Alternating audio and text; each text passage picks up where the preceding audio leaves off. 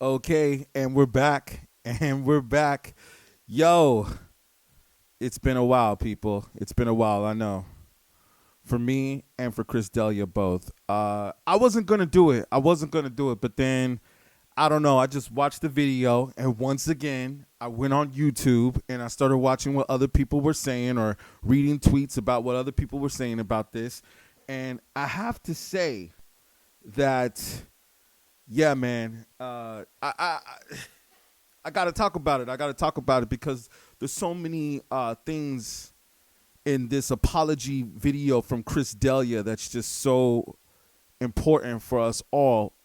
You know, he went out there and did this apology video, and all respect to Chris Delia. You know, I'm a huge fan. You know, it sucks what happened to you and the way they doing this to you and the way they treating you for this. Was he wrong? Who knows? The allegations say that the women were underage, but then, you know, he's telling us that everything was consensual and they were of legal age. So that's a whole story in itself that we won't really know unless we were at that hotel room or whatever. That's a whole nother rabbit hole, like they say. But for the most part, yeah. Let's watch a little bit of this apology. Hi, everyone. I know that it's been a really long time since you've heard from me. And when the news broke, I put out a statement that said everything I've done has been legal and consensual, and that's true.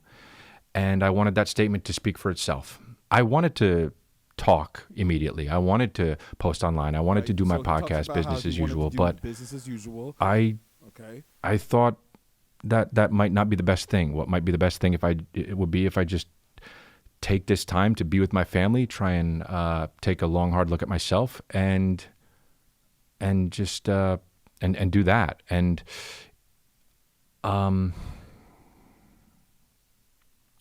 it was a lot. It was hard. The emails that have been put out there and what the media has been trying to say, and I know it looks bad, and it doesn't show the full scope of what happened. I stand by the fact that all my relationships have been consensual and legal, and that's just it. That's the truth. I would like to know what Chris means when he says that it doesn't show the full spect or scope of what happened. Yeah, I would like to know what he meant by that, and what are we not seeing? Like, was he set up? Was there some kind of conspiracy behind this? It sounds almost like it. It sounds almost like he is making it sound like someone was out to get him and ruin it or tarnish his name. I don't know, the way he sounds in this apology video. I mean, sex, it controlled my life. It was the focus. It was my focus. How he emphasizes on that all the time, and I had a problem, and I do have a problem. It's not like you know, months down the line, you just kind of everything's better. I need to do work on that. Okay, right there, I want to stop it. So sex controlled his life. I kind of feel like sex controls a lot of people's lives. I don't really think that there's anything wrong with that. Again, this is what's kind of confusing about this video, because it sounds like he's making a big deal about sex being, you know, having a high sex drive is a problem. When is having a high sex drive a problem? I mean, you hear so many women complain about their husbands not having a high sex drive once they become married. So it sounds like someone who has a high sex drive should not be an issue. Now, I do see what some people are going to say. Well, it's not that he has a high sex drive is the issue. What's the issue is that he's cheating on his fiance with his high sex drive. Okay, so I can see where people are coming from that point of view. Let's go on. When I first started doing stand-up and I started getting a little bit of notoriety in my early 30s, you know, having sex got a lot easier, is the, you know, for the lack of better words. And I felt lucky. I felt like oh, wow, I don't need to work as hard, I can just Okay, do so a this is the show and part that I then really have love, where sex. he gets into where he first started doing stand-up in his early 30s, and he starts talking about how he starts getting more famous, that, groupies started throwing themselves at him, and that sex became a lot easier. Yeah, I wonder why women out there make sex so difficult. Like, why does it have to be so difficult, or dating in general has to be so difficult, and then once a man becomes a celebrity, then women just literally throw themselves at him. Now, I was listening to a few other females speak on this, about how they do like the fact of being with the celebrity because it makes them feel larger and it makes them feel more special. And we all get it. It's understandable. This is the reason why people are infatuated with celebrities. But it's just interesting that you have a man here that starts to become famous, and so now he has girls that come to his shows and want to hook up with him after the show. And of course, he's like, hey, he took advantage of it. And now he feels that, he's paying for those actions that he made. But here, let me see this. Look at my inbox and then just start writing. And I did, man. I wrote. I know you've seen some of the messages online. There's way more than that. I would get at least 50 messages after a show each city a night, and I would reply to all of them. And I thought in my mind that being straight up with these women was the right thing to do. I'd say, hey, come to my hotel room and let's have sex, let's make out, let's do this, let's do that, and that was what I thought was right. I love how he says right there, that's what I thought was right. That's what I thought was right, to just tell these girls, hey, why don't you just come over and have sex? Hey, I'm sure most guys would say, hey, there's nothing wrong with that. That I had with these women to have sex. I was like, oh, they already used me. They already know me. I didn't have to do the extra work. I like how he admits that there's way more messages than what we saw that was online. Another interesting thing about this video is that this video is already, I saw it last night, but right now it's at currently about 500,000 or over 1 million by the time you see this. But the fact that it's at 500,000 right now, and most of his videos on his channel, like his most popular videos, are all pretty much under, I believe, 500,000. So this video pretty much just topped all of his current videos on his channel over his podcast in a matter of 24 hours. That's amazing. It's okay. Well, it is okay. It's okay until it's not. It's okay until it's not. So it's okay until it's not okay. I'm still trying to figure that one out right there. That one I'm having issues with understanding. And that was when, a lot of it clicked for me. It was something that just became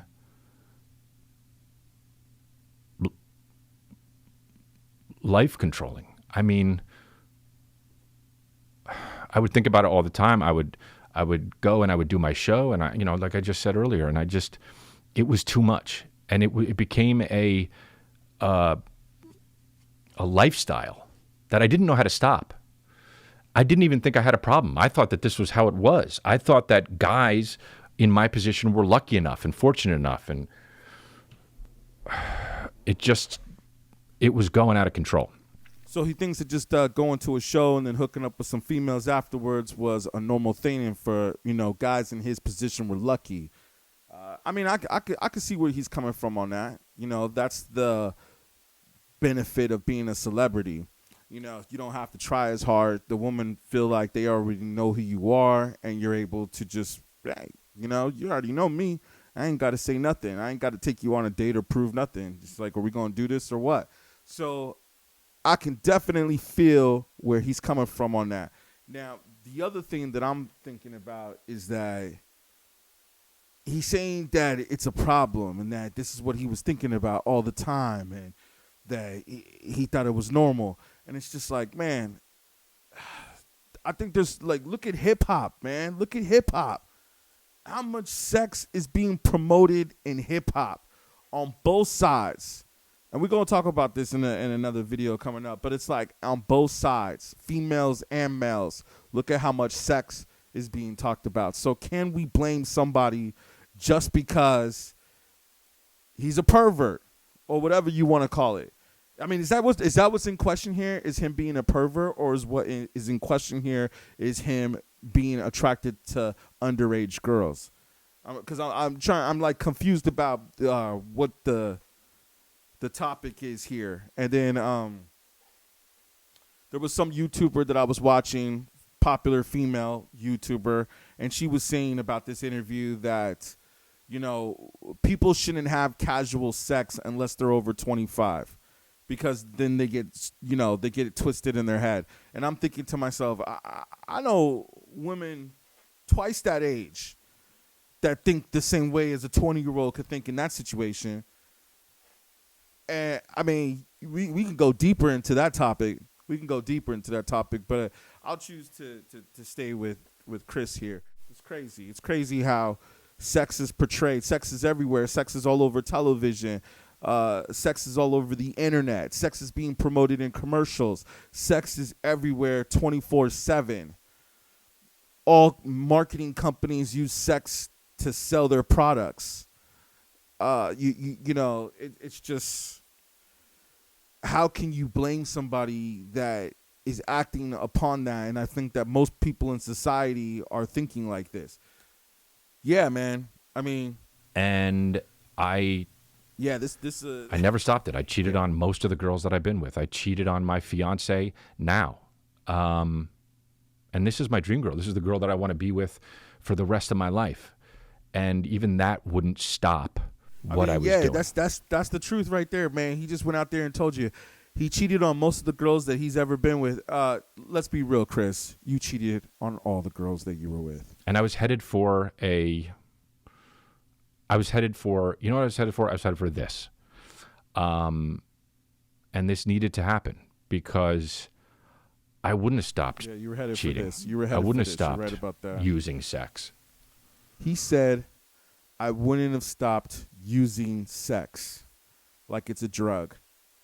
Okay, so obviously he was talking to some therapists. Obviously, that's a term that only a therapist would use, sex and using in the same sentence. I wouldn't have stopped. So I have a chance here to really, and I have been doing the work and being somebody who is a role model this is the for part my right son. Here where I thought he was going to start crying. I was like, is he going to start crying? Is he really going to start crying right now? Okay. I mean, hey, that's when you see a man at his most vulnerable, is when he starts crying. I can't fix that part of me, that hole in me that was trying to be filled with that, the loneliness on the road, or the fear that I felt, or the insecurity that I would try to chase. This is the greatest stuff on YouTube. This is some of the greatest just conquer stuff with this ever put on YouTube with sex, right, and it was it was out of control. So I have a chance here to apologize to the people who got caught up in that. Oh man. It's funny the stuff that you tell yourself to make everything okay, like the cheating and the sex every night or whatever, the lies that I would tell my fiance, my friends, and I'm sorry. Yeah, this, man, I got to tell you, it's going to be interesting. It's going to be interesting to see how this pans out for Chris here. Yeah.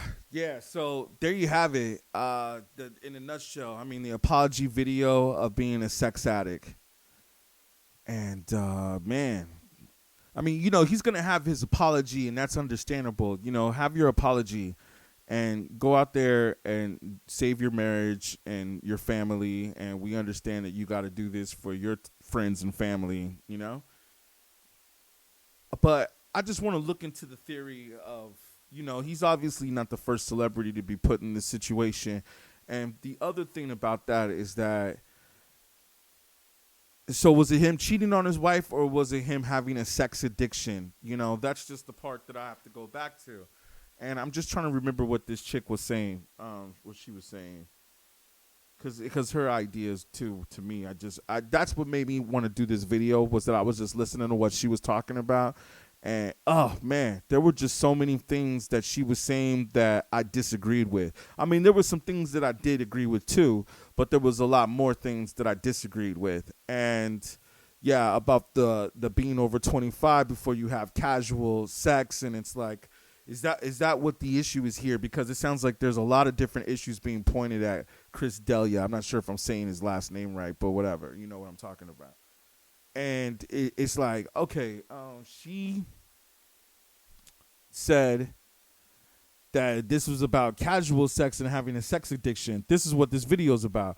Having casual sex and having a sexual addiction, which I believe is also tied to him having an affair with his soon-to-be wife, fiance.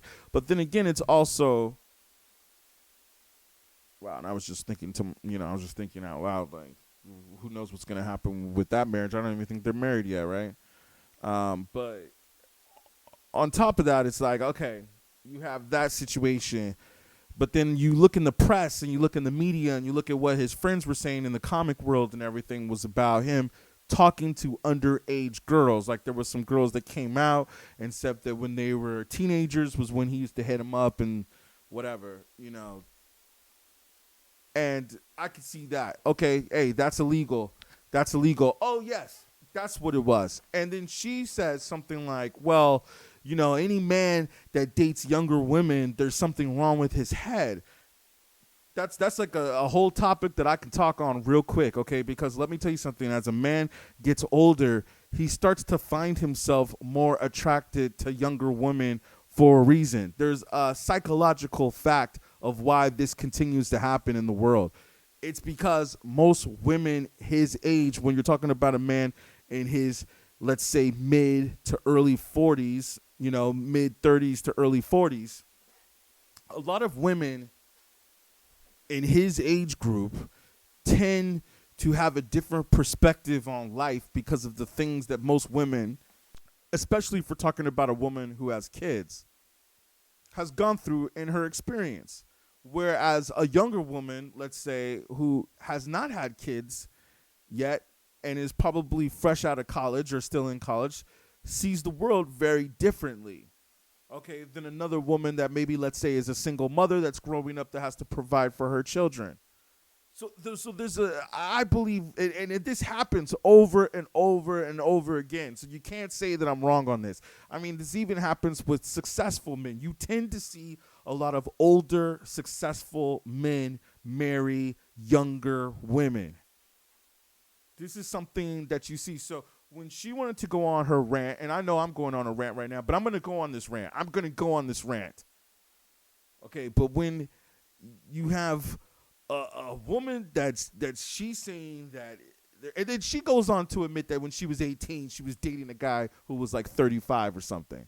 Okay, so you did the same thing too, because why? Because you're attracted to that security. A woman or a girl is just naturally brought up. They're naturally brought up to be attracted to alpha males and to men that can provide security and so on and so forth.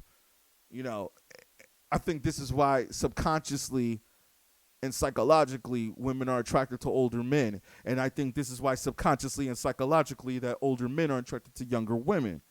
Okay, so I don't think, let's say that everything that Chris is saying is true, and let's say that the girls are,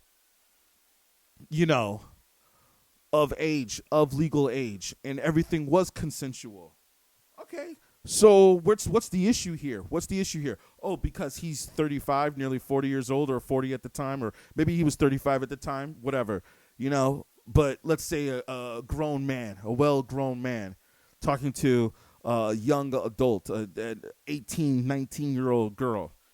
And so you're going to go and say that there's something wrong with his head because he's talking to a girl that's young. I don't think so. I disagree with that. I think that this is something that has been happening in culture since the beginning of time. And I think that it's something that happens in other countries a lot more often and is also accepted more in other countries a lot more than in our country. Okay, so yeah. And that's like a whole nother show. That's a whole nother topic that I could go into, because trust me, I want to talk about relationships. Where we are right now as a culture of relationships. And let's not get into the black man and the black woman. Let's not get into that one. Ooh. That's gonna build up some mean controversy right there. That's gonna bring up, but that'll be a whole nother show. But yeah, I disagree. I disagree that there's something wrong with the man that is attracted to younger women, much younger women than him. I don't think that there's anything wrong with that, and vice versa. If you're asking for me and going to say in the comments or say something like, oh, well, yeah, that's probably what you do. Actually, to tell you the truth, since I was younger, I've always been attracted to older women. I've always dated older women, and I've actually dated women that were much older than me. Okay, just to let you know before you try to bash me or say something about me.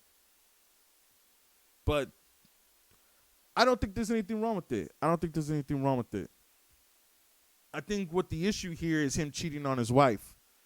I think that's the whole, fiance, whatnot. That's the reason why this video was made, I believe. And I believe that, if he wasn't engaged, I don't think that he would have ever did this video, and I don't think we would have heard nothing really much about it. I think there are some conspiracy theorists or some people out there in the media that get a little bit of press and get a little bit of news, and then they want to take it and they want to exploit it. And I think that that's what happened here, possibly. It could have been some exploitation, but I also do think that maybe some of the girls were underage. How they got into a Chris D'Elia show, I have no idea, because I thought, don't you have to be like 21 or something to be in his shows? But hey, you never know. They're always letting people in without IDs. I got to say this real quick, though, that you know what? Everything happens for a reason. I'm a firm believer in that. And I think that this is actually great for Chris, that he's going through this, because I think that this overall is going to make him even a better comedian. I think it's going to make him work even harder. Now it's like it's humbled him, where he has to go back now probably to the drawing board, and he's going to go and come with just, I believe, even tighter stuff. I mean, I love his podcast, but I'll say that I think like his stand-up comedy was starting to kind of whatever, it was starting to slack off just a little bit, I felt, and I feel that now with him going through this experience, that man, he's about to blast off. I'm really curious to see what the future holds for Chris. Yeah, there you have it. Let me know your thoughts. Put a comment down below. Thank you.